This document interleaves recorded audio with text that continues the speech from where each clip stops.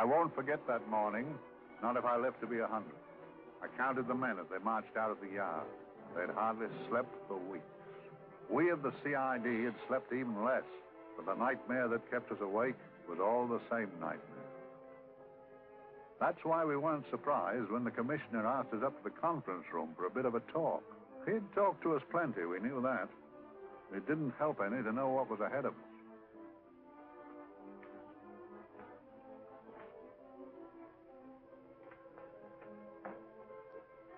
Must we have that window open, Gregson? Oh, shut it if you want to. Chief will be in enough of a temper without having a ruddy blast down the back of his neck.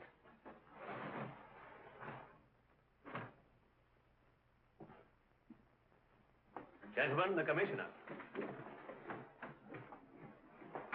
Stuffy in here. Be seated, won't you? Gentlemen, if you wish to know what able men you are, read any of the works of popular fiction that glamorize your achievements, but don't, I beg of you, read the daily papers. They might give you an inferiority complex. I hate to mention it, but we're confronted with a series of the most atrocious murders since Jack the Ripper. And in the meantime, the CID might as well be playing at shove halfpenny for all the good we've accomplished. Now look. Here, here, and here. Each of these red flags scattered through the city stands for a woman brutally murdered, a woman's terror, a woman's death agony. These are no ordinary crimes. These are the works of a fiend who kills first and mutilates afterwards. A ghoul who hacks off a part of his victim's body and carries it away with him, a loathsome souvenir of his butchery. 3 women murdered so far, and you haven't turned in one clue. You haven't given me one lead. Here you sit and wait for news of a 4th victim, with your arms folded.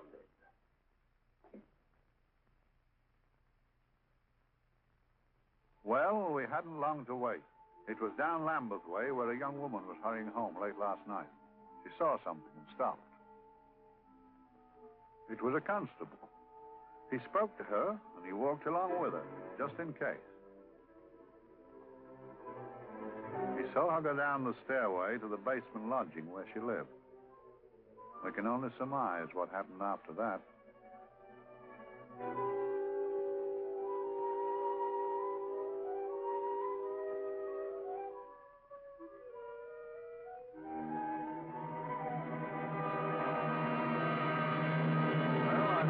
Pride in my pocket and went to see the man who'd so often helped out Inspector Lestrade and myself in the past, Mr. Sherlock Holmes.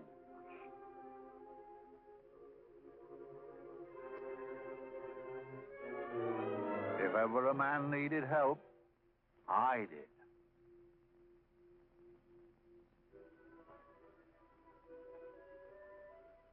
This makes 4, Inspector. 4 defenseless women here in the heart of London. And everyone with the right forefinger hacked off. Not hacked, Inspector Gregson. Cleanly, expertly severed. The work of a skilled surgeon. That's our only clue. Much about the age of my sister's girl. Is there no way of stopping this, Mr. Holmes? Yes.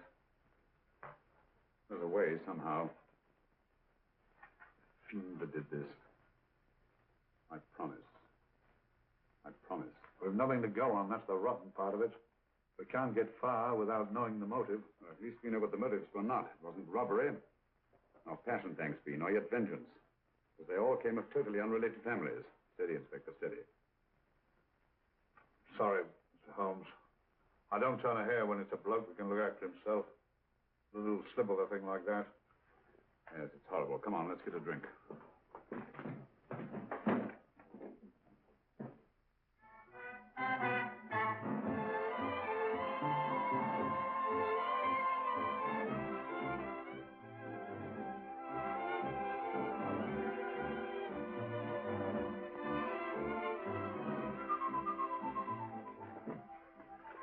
Good evening, Mr. Holmes. Good evening, Vincent. Whiskey and soda, please, and a double for my friend here, Inspector Gregson. Very good, sir. Make mine Irish. Decent of you to give me a hand with this thing, Mr. Holmes.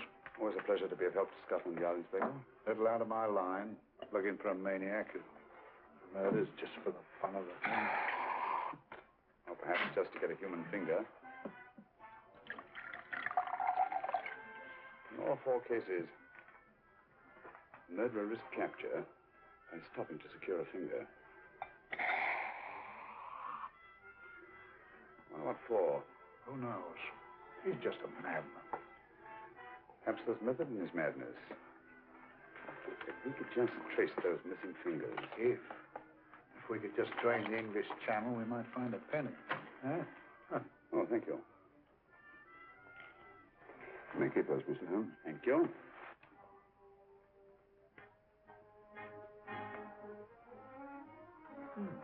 Sir George Fenwick, isn't it? Yes. Is that his daughter with him? Don't be so naive, Inspector. You know everyone, don't you, darling? Well, hardly. A week ago, I didn't know you. A week. How fast it's gone.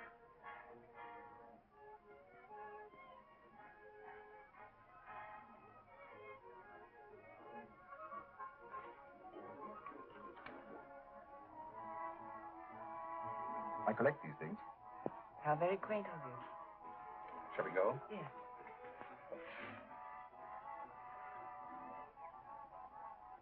What are you looking at, Mr. Holmes?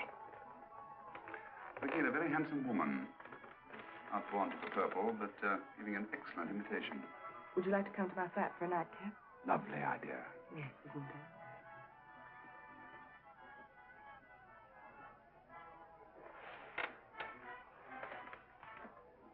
Wonder where she's taking Sir George Fenwick. Don't be so naive, Mr. Holmes.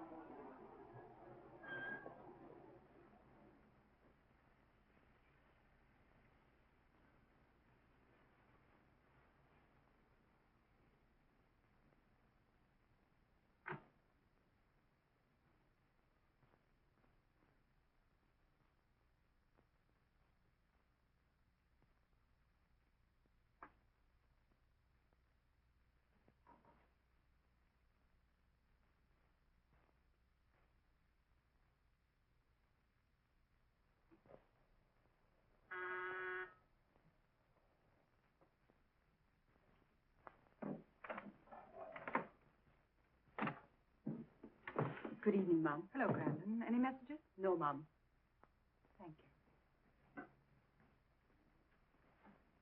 you. Drinks, Crandon. One of your nice surprises. Yes, Mum. I say, you don't mean that... Crandon's a marvel, aren't you, Crandon?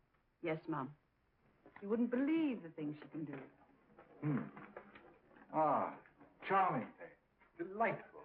Really? You think so? I'm so glad. Do sit down. Do you mind? Do I mind? What a question. I don't mind anything, really. Except not being with you. Now, you really don't want me to believe that, do you? Not too seriously. Good. We're both quite grown up, aren't we? Quite.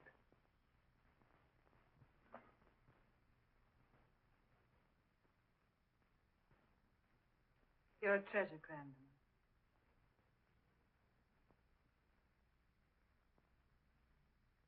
And lower the lights a little as you leave.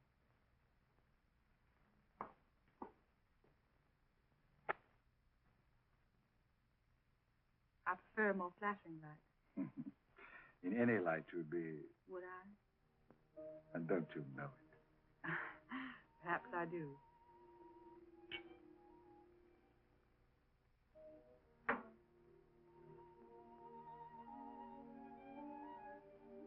Oh, that priceless woman.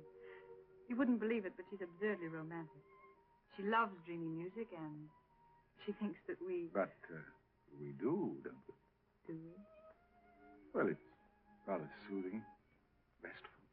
Yes. And we all need rest at times, like tired children played too long. You've played with wooden soldiers, I suppose. Funny. Hadn't thought of that for years. Toy boats were my special joy. Anything I could set afloat anywhere. Like this. And this. Toy boats sailing into the Never Never Land. The land of beautiful dreams. Look. Look, art isn't it how the light is reflected? Little specks of light that move and move. Like stars on a slowly moving stream. You know, Holmes, I'm very sensitive to atmosphere. No? Yes, I can tell by the feel of this room there's been a murder committed here. It may interest you to know, my dear fellow, it was the other side of that door at the foot of the stairs that the poor girl was murdered. If only I could find it. Find what? The one thing these unfortunate victims have in common that might give us a motive for these murders. There must be something. Another Jack the Ripper, if you ask me, a homicidal maniac. No, Watson. In the case of Jack the Ripper, there was one thing in common. His victims were all from one walk of life, living in the same section of the city. In this case, the murderer chooses his victims from all walks of life and from different sections of the city. No, my dear fellow, this is not the work of a homicidal maniac.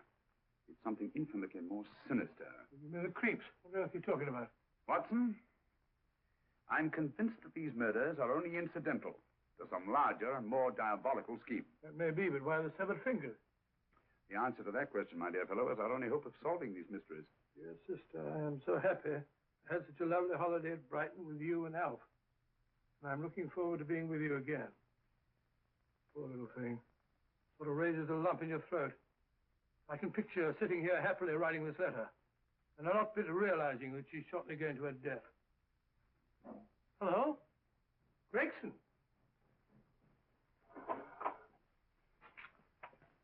Oh, there you are, Mr. Holmes. I've been looking for you everywhere. What's happened? Murder in Edgware Road, not half an hour ago. Woman? Yes. And the right forefinger cut off clean.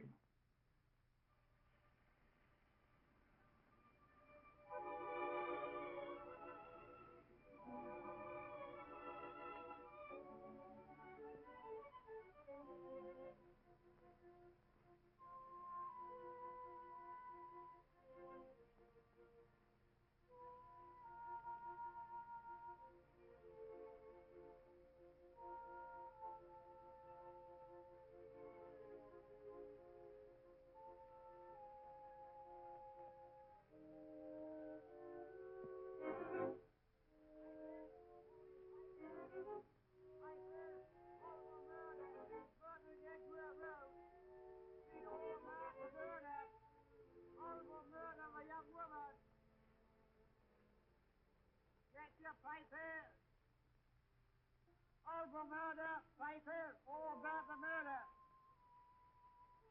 Morning, Piper, all about the murder. Piper, horrible murder.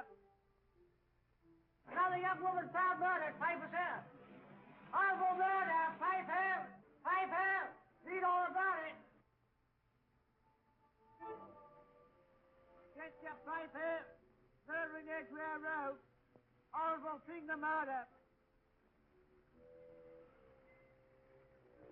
Shocking murder, murder in Edgware Road. Horrible murder of a young woman.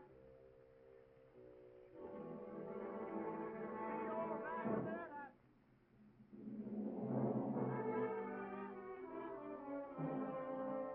Only fancy, Mum. There's been another of those horrible murders.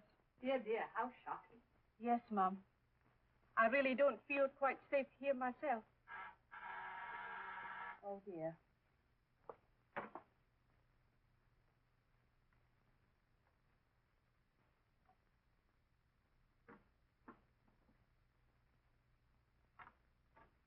Why, Sir George! I must see Miss Marlowe at once. I don't know if she... I must see her. Where is she?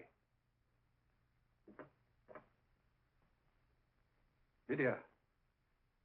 Why, Sir George, what is it? What happened? I don't know. You'll have to help me. You've got to help me. But I don't understand. Listen. I woke up a few minutes ago in a cheap boarding house off Edgware Road. I don't know how I came there. I don't know when. The last thing I remember is being here with you. Calm yourself, Sir George. When did I leave here? Well, it was about, it was 10:45, Mum. Precisely. You seemed, forgive me, just a little distressed. Detached, not interested. I thought I'd said something to offend you. I don't remember.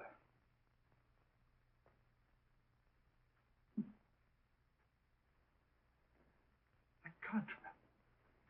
Tell me, has this happened to you before? Before? Well, there is such a thing as amnesia, you know. It was 10:45 when I left you. It was 9 this morning when I woke. Over 10 hours lost. 10 hours that I can't account for. And in my pocket when I woke, I found... Yeah, in my pocket. That isn't... Oh, it's not for you, of course. It can't be. Excuse me, Mum, but there's a man asking to see the gentleman. Send him away. Yes, Mum. No, please. I'll see him.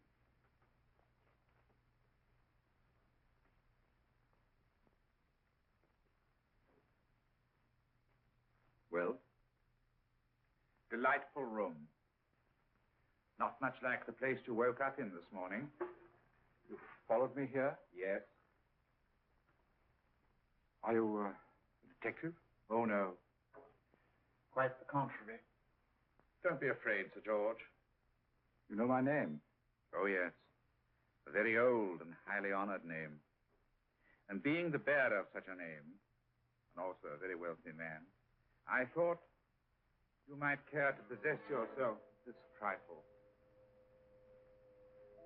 Rather than let it fall into the hands of the police. It is yours, if I'm not mistaken. The initials, GF.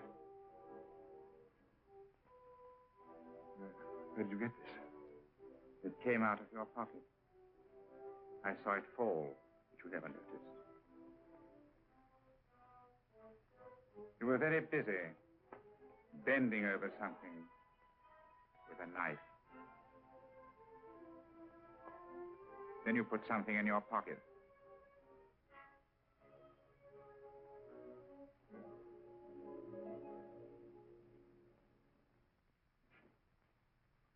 Come along, Holmes. Come along. How many more times must I tell you? You're missing a treat. This is delicious. Little jam tarts to follow. Aren't you tempted? You and your fresh pots. They tell me that fish is good for the brain. Brains haven't any. You realize that a whole day and a night have gone by since that festive affair in Edgware Road? I'm as much in the dark as ever.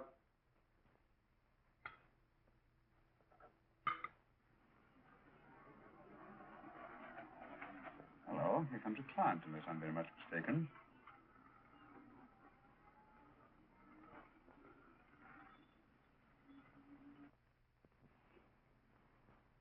Oh, attractive. Very attractive.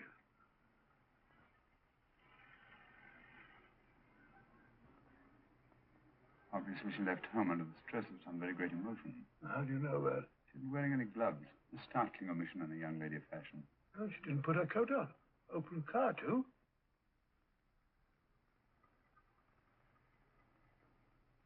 Furthermore, there's something in that bag she wants to show me. What makes you say that? The bag doesn't match her dress, indicating it was picked for size rather than style, to accommodate some bulky object. You amaze me, Holmes. What I meant to, my dear fellow.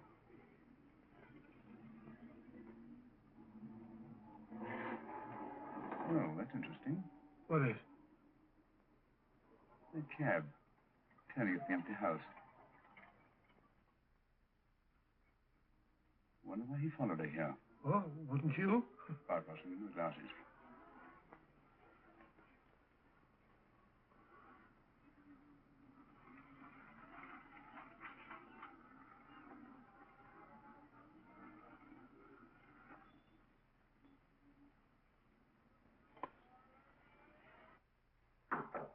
Oh, we shall soon know. Yes, Mrs. Hudson? It's a young lady, sir. Most urgent. Ask her to come in. Go right in, miss. Mr. Holmes? Yes, this is my friend, Dr. Watson. How do you do? How do you do? Mr. Holmes, you must excuse me, please. Yes, well, won't you sit down? Come along. May I? It's quite all right.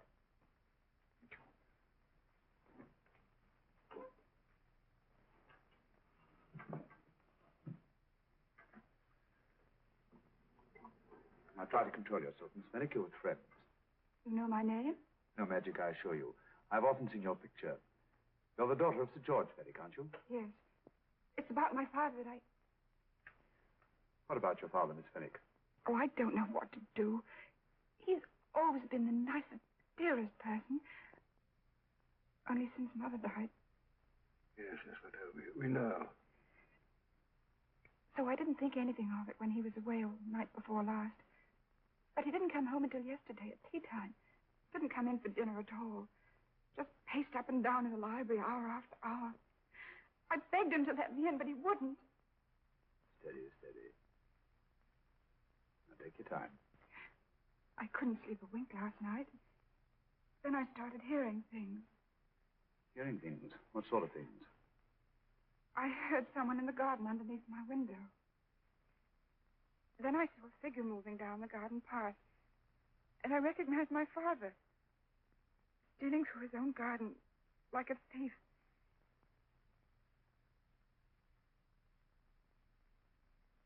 He had a spade in his hand. And he stopped by the greenhouse where he started to dig. This morning, at daybreak, I stole out into the garden and I found this.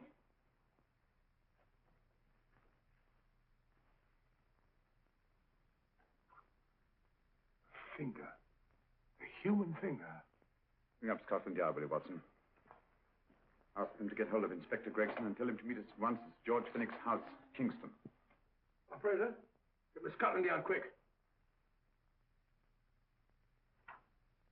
Where's my father, Norris? He's still in the library, miss. Thank you. We'll see him right away. Will you come with me, please? Thank you. I got your message, Mr. Holmes. Yes, indeed. Dad, may I come in? Dad. Honey? He doesn't answer. You mind? Please do. Thank you. Watson, quick. Oh, Come along, no, my dear. no. Take charge, Miss Fenwick, please. Now, miss, please. Please come along with me.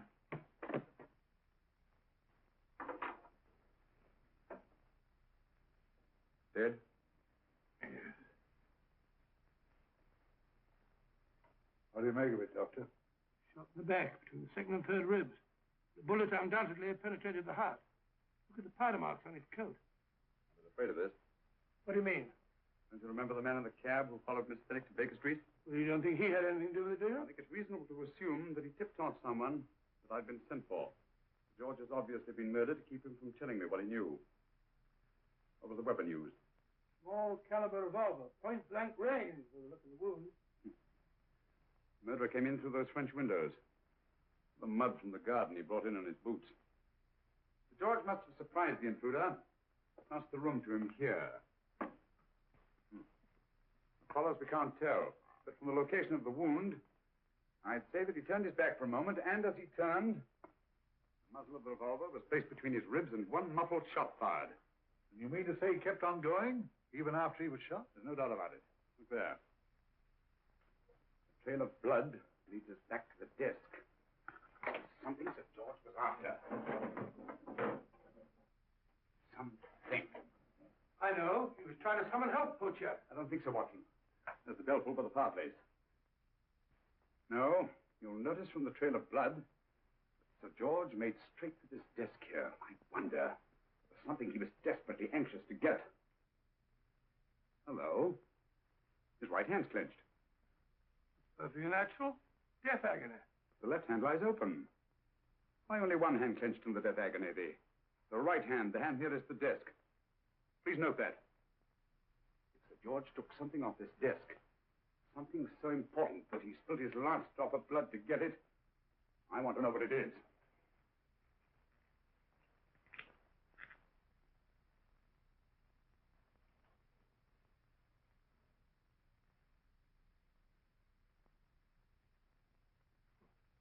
Nothing but an ordinary match folder.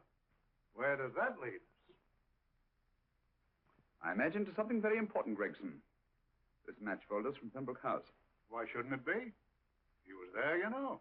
We saw him yesterday. Yes, but the effort he made after he was shot to get hold of this match folder. It's just possible he wanted someone to remember Pembroke House. He may have wished to recall it to someone who saw him there. Someone who, like ourselves, saw him with a woman.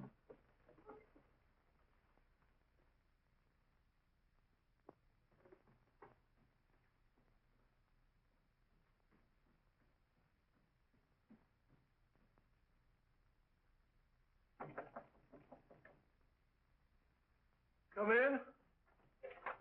Oh, Dr. Watson, this came by hand for Mr. Holmes not 10 minutes ago. Thank you, Mrs. Hudson. That would be the report from Mr. George's bank. What, Mr. George? Oh, really? Don't you remember his daughter told us that he just closed his account? Had it looked into at once.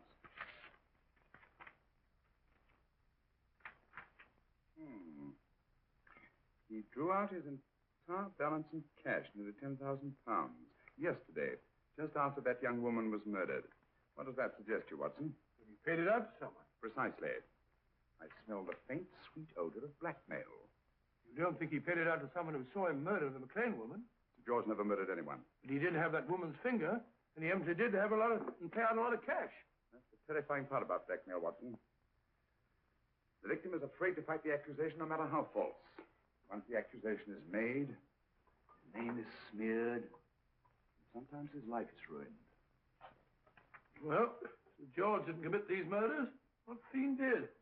I rather think they're not the work of any one man. Oh, come, Holmes. You don't expect me to believe there's a whole organization going about killing people and chopping off their fingers? That's possible, quite possible. Well, whoever's behind all this thing must be out of his mind. On the contrary, my dear fellow, if my assumptions are correct, this little scheme has behind it the most brilliant and ruthless intellect the world has ever known. You don't mean Professor Moriarty? I do. Oh, steady, Holmes. You've got him on the brain. This is the third time in as many months you've suspected him of unsolved crimes. He's dead, you know. Is he? Is he? You know he is. He was hanged in Montevideo, well, over a year ago. I know that someone was hanged in Montevideo under that name. But I'll stake my reputation that Moriarty is alive and here, now, in London. Hello? Yes, Dr. Watson, wait a minute. Me? Yes? This is Dr. Watson speaking. No, I'm afraid I've retired. I don't practice anymore. What? Oh, that's a different thing. An emergency case. Well, just a minute. Yes? Yes, well, see, she's not moved. Remember that? Don't touch her till I get there. Fractured case in McCarthy's Mews. Heavy woman. 14 stone. Oh. 14 stone. Just the sort of person who would hoist herself up on a stool to feed the canary. There ought to be a law against fat people keeping little dicky birds. Well, so long, old man. I shan't be very long. I haven't used that bag since I brought little Amelia. What's her name in the world? Grew up to be a very attractive child. Oh, who wouldn't with a name like Amelia? Oh, Amelia. Amelia.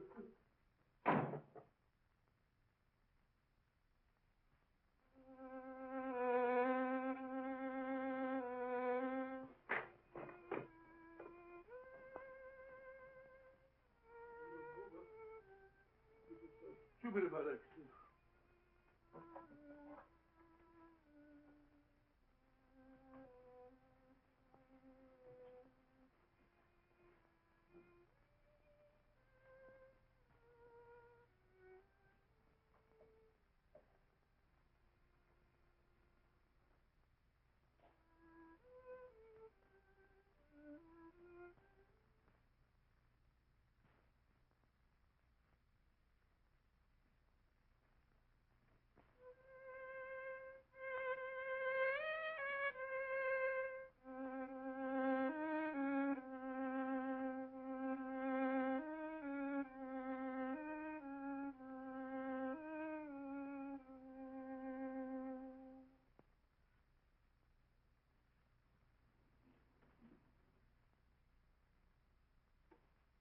you, Professor Moriarty. Not that I wish to appear inquisitive, but to what am I indebted for the pleasure of this visit? Scotland Yard will be interested.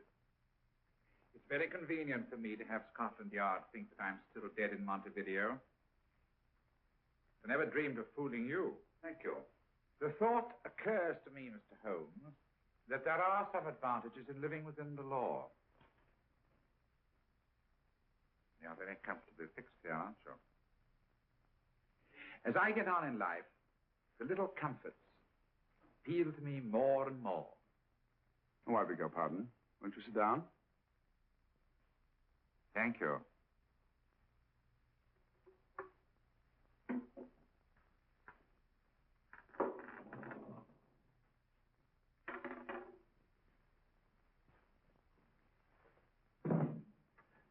And now, Professor Moriarty, what can I do for you? Everything that I have to say to you has already crossed your mind. And my answer has no doubt crossed yours. That's final? What do you think?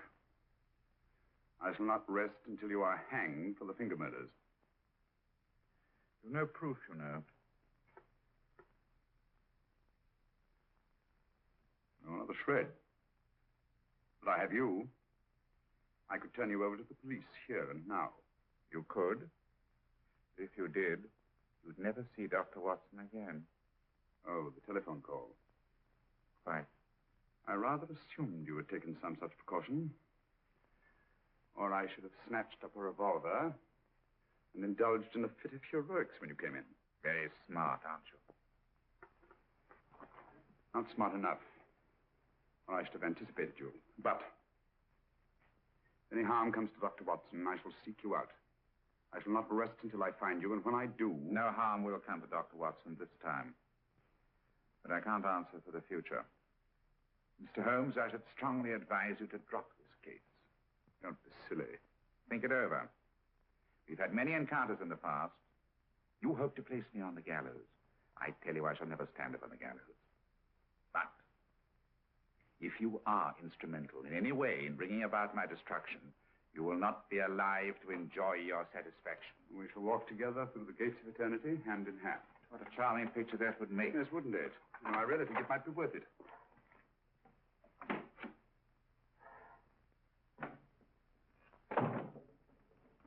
Shoelaces, Governor? Tuppence a pair. And strong enough to hang yourself. How many more times must I tell you I don't want your filthy shoelaces or your company? Shoelaces, Governor? Last impertinence. Run along, my good man, or I'll give you in charge. Shoelaces, Governor? Shoelaces, Governor? Help a poor bloke. What's only got one arm? Any luck with Mr. Holmes? You can read his obituary in tomorrow's papers.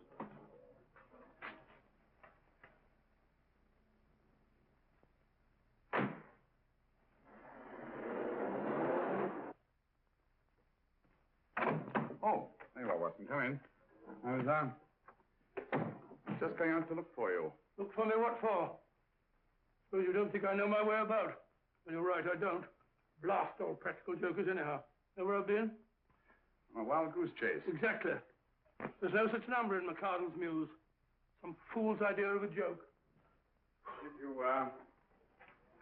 Did you see anyone? No, nobody especially.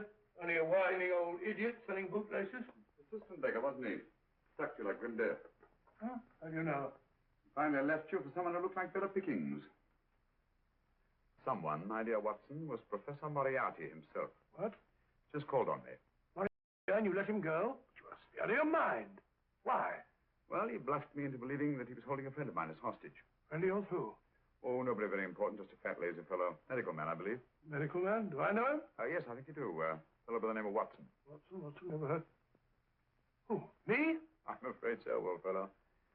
Your street hawker's job was to do away with you in a certain contingency. And you let Moriarty go?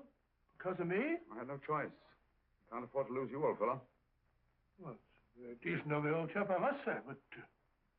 well, I wish you'd nabbed him. We shall, never fear. I know the motive for the finger murders. All I have to find out now is the method used with the blackmail victims. Method? Yes. How does Moriarty get them to the scene of the crime? How does he plant those severed fingers on them? And how does he scare them into believing that they may have committed those atrocious murders themselves?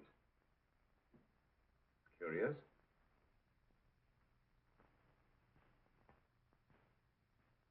Very curious. Huh? Curious? What's curious?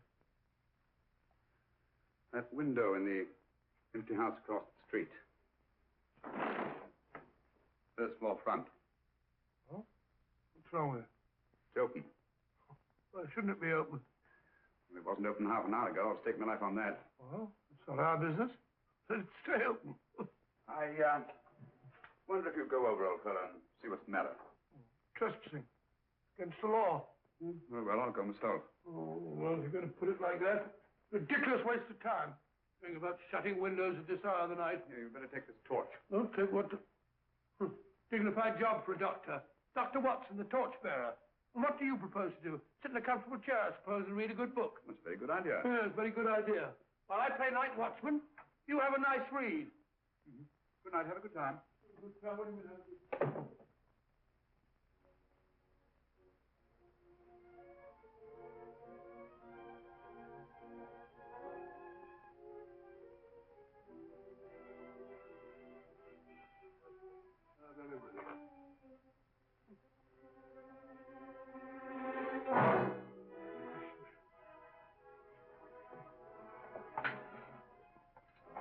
What on earth's it for?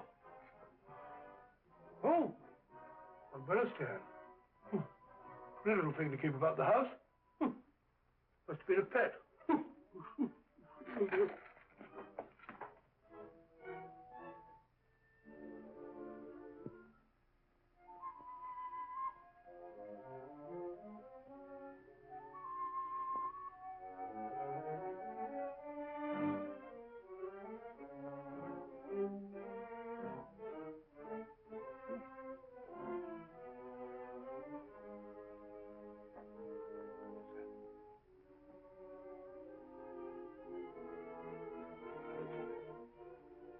Rat rubber. Oh.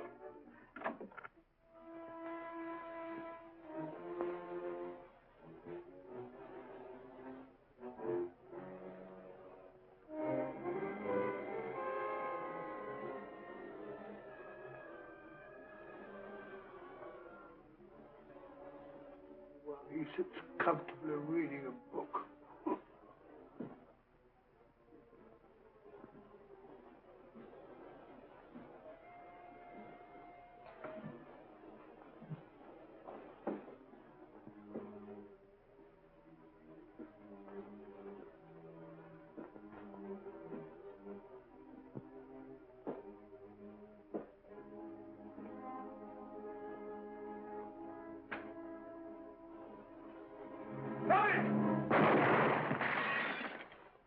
He killed Holmes!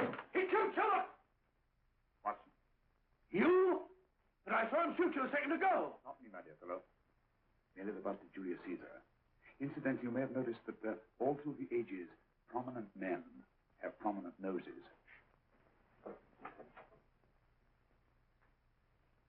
Oh, afraid we're in for terrible trouble again with Mrs. Hudson. Windows smashed, plaster all over the floor. Get up, you.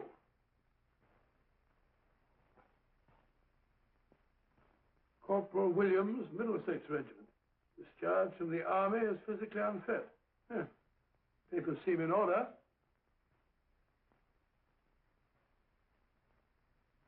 Now, Corporal Williams, you've seen service in the Far East, haven't you?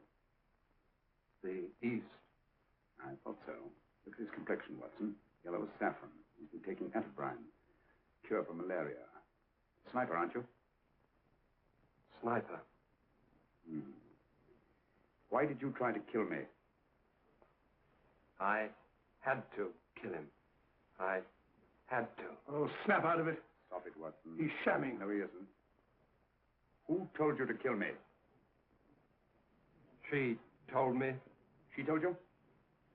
She told me I couldn't miss. Well, luckily you did miss, you murderer. Isn't a murderer, Watson. Listen, Corporal Williams. She told you you had to do it, didn't she?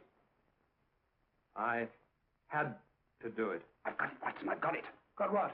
The method used in the finger murders. Well, what is it? Hypnotism, my dear fellow. Hypnotism. It wasn't against his nature. That's the devilish part of it. They picked a man for their purpose whose job was sniping. Who are they? Professor Moriarty and his finger murderers. Williams spoke of a woman. I think you'll find that she asked him home tonight for a drink. Nice quiet rooms, soft lights, music. You got it all pat, Mr. Holmes. What's the lady look like? Up 30, nice figure, blonde, lustrous eyes. Really? Got a phone number? Williams will give us her address. Look after him, Gregson. Don't let anyone come near him. He's our key witness in the finger murders. Well, I hope you're guessing right, Mr. Holmes. Get up, Williams. Now, go with Inspector Gregson anywhere he tells you. Come on. Yeah. Ring me as soon as he comes to himself, will you? I will. Good night, gentlemen. Good night. Well, if you believe that fellow Williams was hypnotized, I suppose you think Sir George Fenwick was hypnotized, too. I'm quite sure of it. Have a cup of tea? Thanks, old boy. Nothing to eat. Well, why didn't these people make Sir George do the murder himself? Because they didn't want to get him hanged. They wanted to blackmail him. Well, who do you think the actual murderer is? One of Moriarty's gang. A diabolically simple technique. Kill a woman. Yes. But why cut off the fingers? My dear fellow, don't you understand? The severed finger is what links the blackmail victim to the murder. He wakes, finds the grisly thing in his pocket.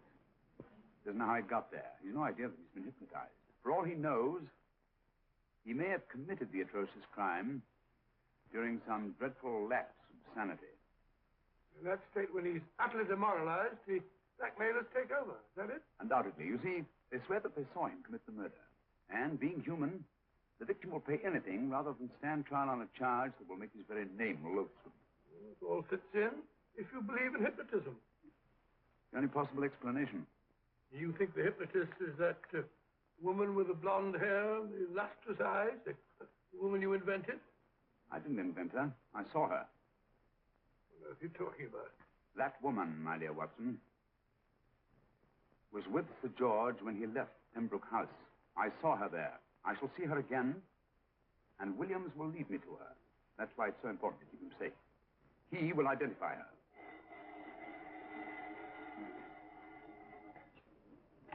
Well, yes? Inspector Gregson? What? Well, get every constable in the district. Yes, I'll be over at once. What's happened, Holmes? Williams is missing. Great Scott! Come on.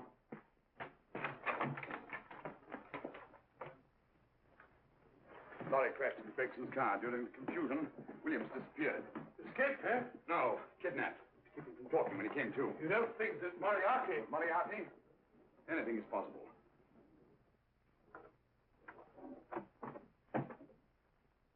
Williams! Dead. You see? Anything is possible.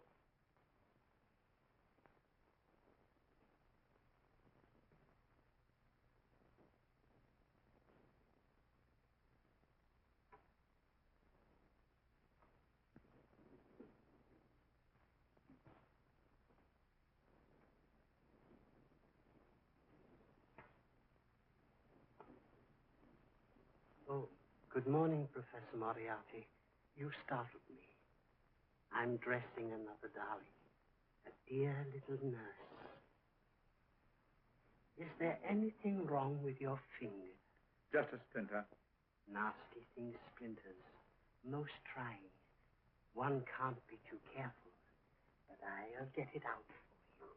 I have the very instrument to help you. Sharp enough to split a hair. Put those tools away until they're needed. But they're not tools, sir. They're instruments. Put them away. Is Lydia in? Yes. But really, you should let me. Get dressed. Holmes and Watson just left Baker Street for the Mesmer Club. Mesmer Club? The meeting place of all the top hypnotists in London. Do you suppose that Mr. Holmes is onto our method? If he suspects, it's merely a suspicion. It's our business to see that it ends there. I hope you're right. Williams passed away before he could talk, remember? What do you want me to do? Go to the Mesmer Club, meet Holmes, and induce him to come back here. Isn't that a bit dangerous? Every meeting with Sherlock Holmes is potentially dangerous. However, you say he didn't see your face at Pembroke House. And how would you suggest I get Mr. Holmes to accompany me here? Kidnap him? Oh, no. Holmes has one weakness. His insatiable curiosity. If you can arouse that, you can lead him anywhere. It's up to you to take advantage of any opportunity that may arise. This way, please, gentlemen. I'll tell Dr. Onslow that you're here. Thank you. And this is the Mesmer Club. If you ask me, hypnotism is a lot of mumbo-jumbo. Oh, come now, Watson. As a medical man, you must admit that hypnotism has its place in modern science. That may be, but 90% of hypnotists are crooks of the worst kind. Nothing more than a lot of charlatans exploiting weak-willed morons. Ah, Dr. Onslow, I believe. Happy to meet you, Mr. Holmes. Your brother Mycroft suggested I might be of help to you. He's a valued member of our little group of charlatans and crooks.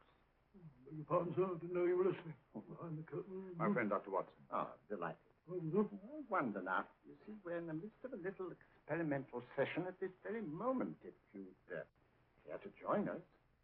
Certainly. That'd be very instructive. Oh, well, will you follow me? Thank you. Behind the blotch of curtain. In treating his case. Today, the therapeutic value of hypnotism, as we now call it, is conceded by innumerable physicians. Especially is of value in surgical cases where the administration of local or of general anesthetic is inadvisable. Inadvisable poppycock. For the sake of latecomers, I may say that I have placed this subject under profound hypnosis. In this condition, he can feel no pain, even under applications which normally would be excruciating. Excruciating? You excuse me, please. Carter, you are having a peaceful sleep. You feel nothing. Your arms and your hands are without sensation. Mowbray, the long needle.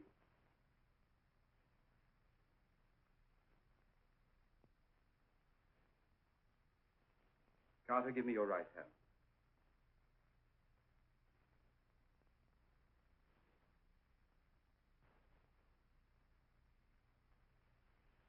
As you observe, the needle has been thrust completely through the subject's hand.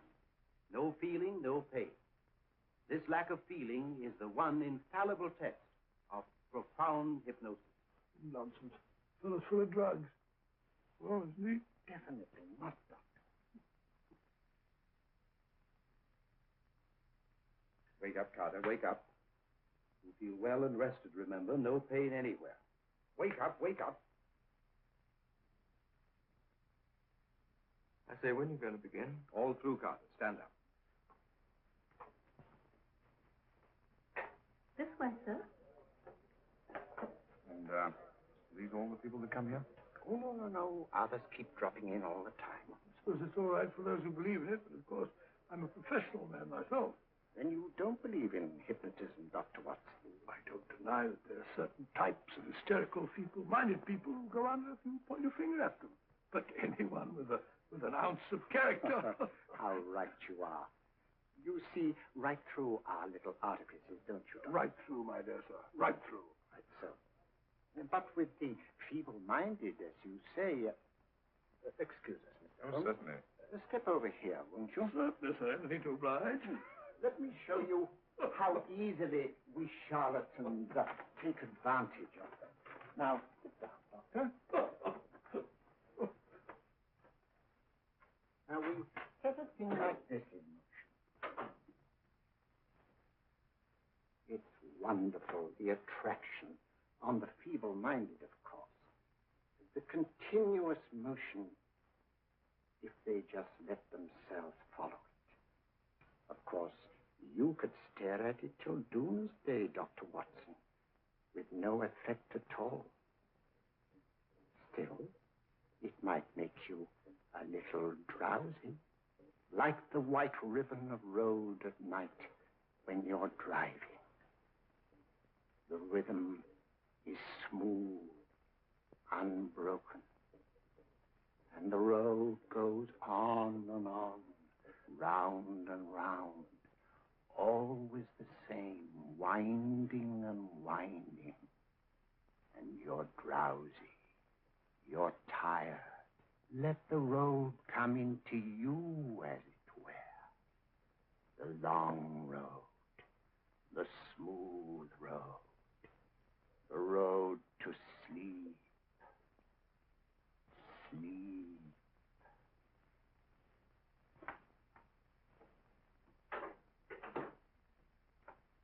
Open your eyes.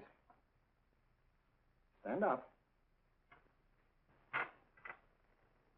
Turn around. And now, Dr. Watson, you're on a holiday in Scotland. The country is amazingly beautiful. We're coming to a stream.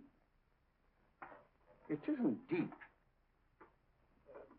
Better take your shoes and socks off.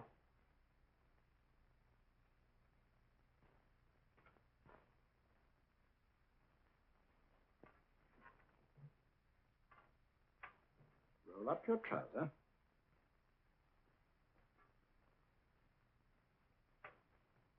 That'll do. The other leg is waterproof.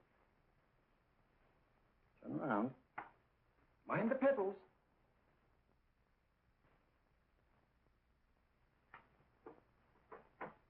Sit down.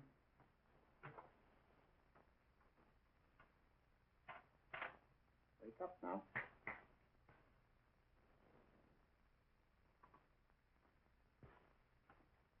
Yeah, you see? What did I tell you? It didn't work with me. Why, nobody with an ounce of character.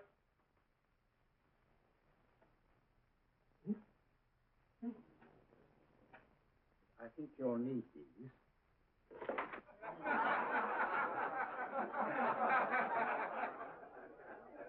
Nothing to laugh at. Watson, she's here. Oh, woman you're looking for? Yes, I'm going to meet her. Perhaps I can induce her to take me to Moriarty. Do you think it's wise, Holmes? It may not be wise, but it's essential. After all, I've held my own with Moriarty in the past. But isn't it dangerous? She might be a hypnotist. My will isn't stronger than hers. I deserve to be hypnotized. I feel I must protest, Dr. Onslow. I was told this was a gathering of serious students of a great science, and I find myself in the company of buffoons. Oh, my dear madam. Elliot and Esdale Braid. Were those men martyrs for the truth? That you may laugh over your childish, cruel tricks? I must say I'm in complete agreement with you, madam. This was a most unnecessary performance, Dr. Onslow. Beg your pardon, sir. My name is Holmes, Sherlock Holmes. At your service, madam. Thank you, Mr. Holmes. I'm afraid I've created a rather embarrassing situation. But you see, I'm interested in the serious study of hypnotism. So am I, too. Perhaps we have something in common, Mr. Holmes. Perhaps we have. Would you join me for a cocktail at Pembroke House? I should be delighted. Good.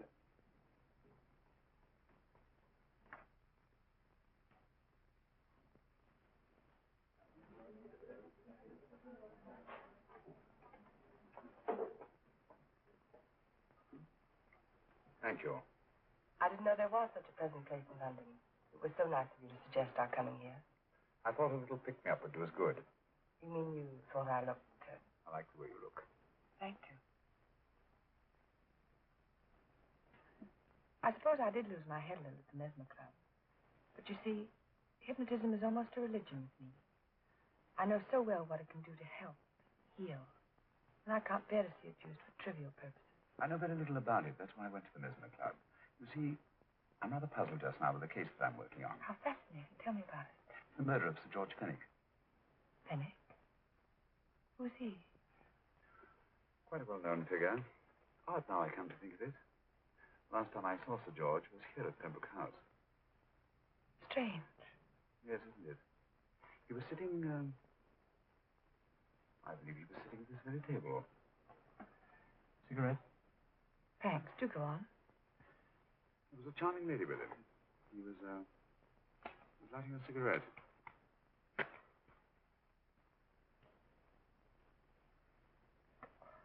Charming. Did you see her face? No, Westlife. Merely her back. How unsurprising of you. Yes, wasn't it? Afraid I'm getting a little older. I shouldn't say so. That's nice of you. Still, the first time in my life, I've got hold of a case that's beyond me. I'm actually losing sleep over it. You know, Mr. Holmes, I believe I could help you. Really? I should be very grateful. You're amused. Yeah.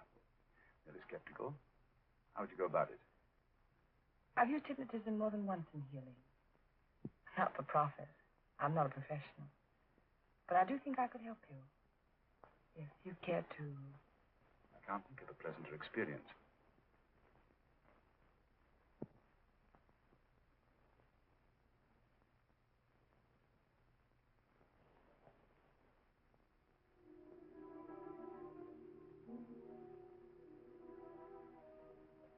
Low light, music, is that all there is to it? You must relax, Mr. Holmes. I'm afraid you're a rather difficult subject. So I thought perhaps a little help.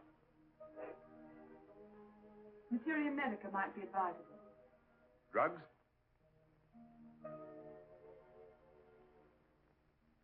No, I'd rather not, if you don't mind. As a matter of fact, I'd rather not myself. But shrink not from your practice in Munich, you know. Believed it the best means for difficult subjects. Do you mind? Well, as a matter of fact, I don't approve of sedatives. Just as you wish. We don't have to go on with this at all, you know. Wait a minute. Wait a minute. All right. I'll take a chance. It's really quite harmless. What is it? Cannabis japonica, an oriental soporific. You'll need water.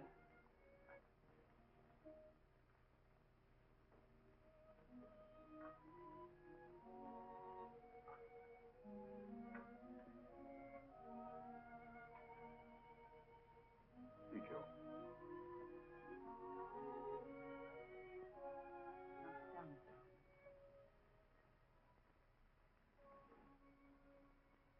You'll feel yourself growing drowsy. Don't fight it. Give in to it. Because you do want to sleep, you know. Just fix your eyes on this one white flower. Floating on the water. Empty your mind of every other thought. Follow the motion of the water. So smooth. Not a ripple. Waters of forgetfulness. Steady. Deep. Strong. Strange, isn't it? How the light is reflected. Little specks of light that move and move.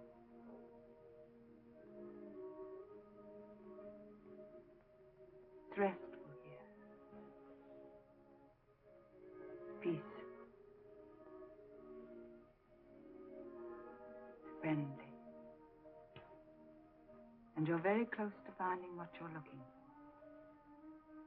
You'll find them soon now. The guilty ones. When you're rested.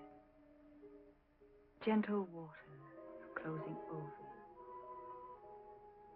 Steady, deep, strong, drawing you down, down, down.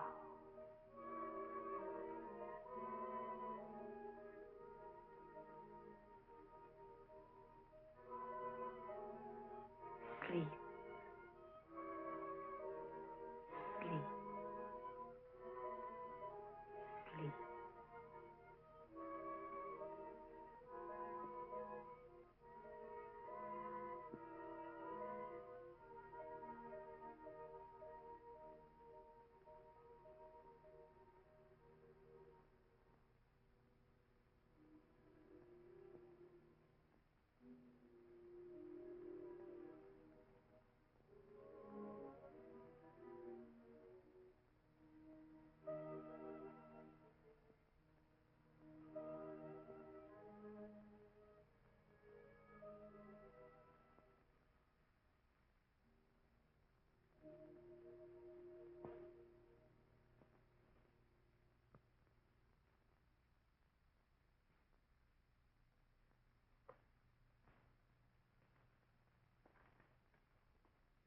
Here he is, Professor Moriarty.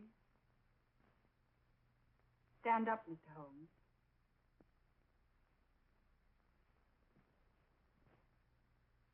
Open your eyes. Face this way. Are you satisfied? We are dealing with a clever man. He may be shamming. There's just one infallible test for profound hypnosis. You ready, Dr. Simnel?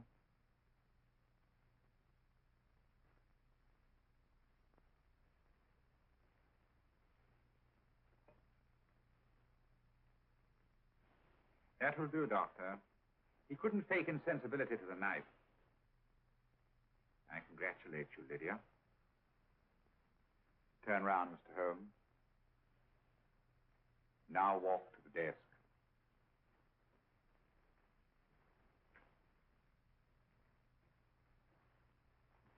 Sit down.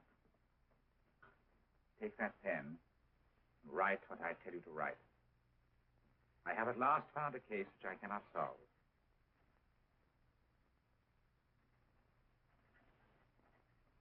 I have outlived my usefulness. Therefore, I have decided to end my life.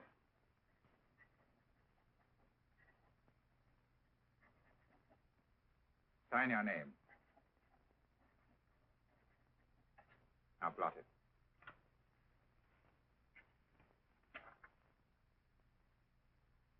Fold it up. And put it in your pocket. Come, Mr. Sherlock Holmes.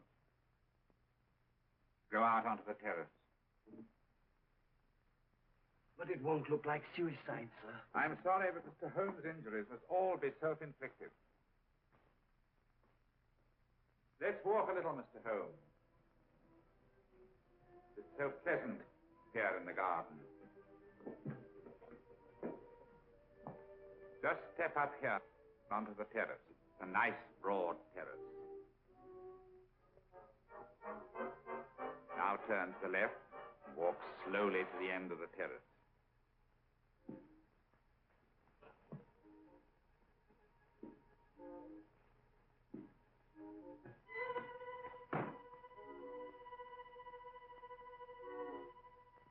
Don't stop. You must walk to the end, you know.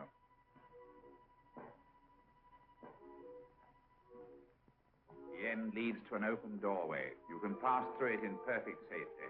In the room beyond the doorway, you'll find what you've been looking for. Must you drag this on? This is the moment I've been anticipating for a long time, my dear. Go on, Mr. Holmes.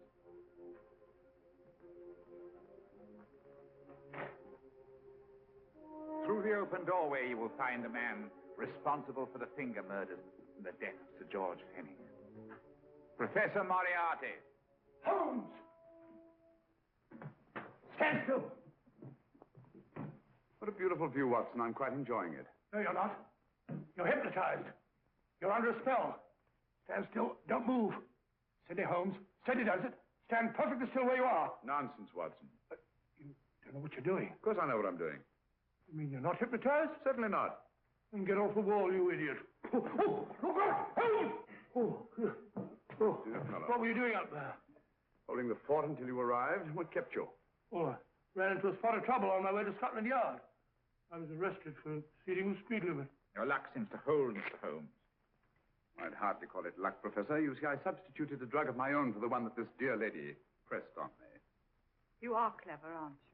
A drug that, although it leaves the subject conscious, renders him quite insensitive to pain. That accounted for my lack of reaction to Dr. Simnel's knife. Well, Gregson, quite an impressive haul. Even Inspector Lestrade himself couldn't have done any better. Thanks, Mr. Holmes. Take him away. All right, put her in the van. I was right, Mr. Holmes. You are a difficult subject. Thank you. And now, Professor, our score is settled. Au revoir until I see you on the gallows. The rope has not been made that'll go around my neck. Come on.